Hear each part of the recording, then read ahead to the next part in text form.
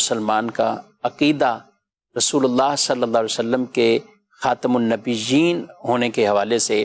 وہ کتنا اہم اور کتنا ضروری ہے، اور کیا عقیدہ اس کا رہنا چاہیے، کس پر ثابت قدم اس کو رہنا چاہیے؟ ایمان کا جو لغوی معنی ہے، لغت کے اندر معنی ہے، اس کا مطلب ہے کسی چیز کی تصدیق کرنا، کسی چیز کو سچا قرار دینا۔ اور اصطلاح شریعت کے اندر، شریعت کی روشنی میں ایمان کا معنی ہے کہ نبی پاک صلی اللہ علیہ وسلم جو کچھ اللہ پاک کی طرف سے لے کر آئے ہیں ان تمام میں حضور پاک صلی اللہ علیہ وسلم کو سچا ماننا، جس کو دوسرے لفظوں میں کہا جاتا ہے کہ ضروریات دین، یعنی دین کی جو ضروری باتیں ہیں ان کی تصدیق کرنا، ان کو تسلیم کرنا، ان کو ماننا، یہ ایمان ہے۔ جیسے اللہ پاک کی وحدانیت ہے، ہمارا رب عز و جل اللہ ہے اور وہ ایک ہے، اس کے ساتھ کوئی شریک نہیں ہے، وہ معبود برحق ہے۔ تو جس طرح اللہ پاک کو ماننا ضروری ہے کہ اللہ پاک ہے،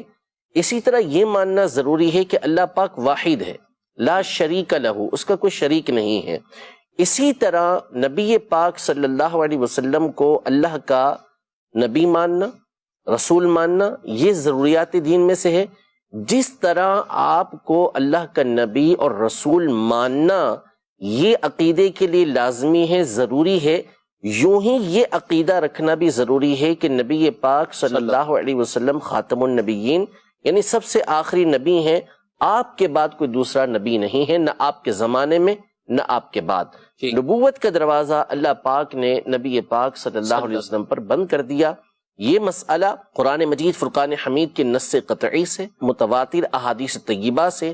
صحابہ کرام علیہم رضوان کے زمانے سے لے کر اب تک، اور اب سے لے کر قیامت تک تمام کے تمام مسلمانوں کا اجماعی، قطعی، یقینی یہ عقیدہ اور نظریہ ہے کہ خاتم النبیین یعنی نبی پاک صلی اللہ تعالی علیہ وسلم کی تشریف آوری کے بعد